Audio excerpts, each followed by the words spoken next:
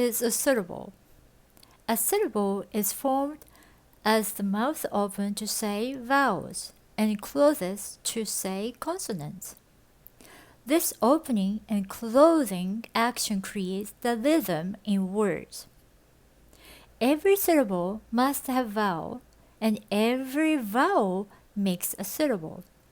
This means that the number of vowels in a word is equal to the number of syllables. It is important to know the vowel that forms the syllable. The syllable do not need to include a consonant. Syllables may, of course, include one or more consonants at the beginning or end, but the vowel can form a whole syllable on its own.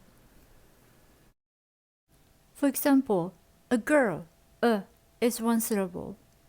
About, is also one syllable. Then altogether is two syllables. English. There are two syllables. English. English. Pronunciation. Pronunciation.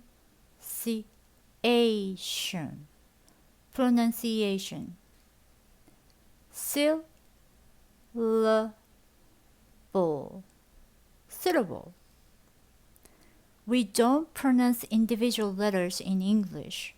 We pronounce syllables, which are a group of letters spoken with one breath of air as if a sound.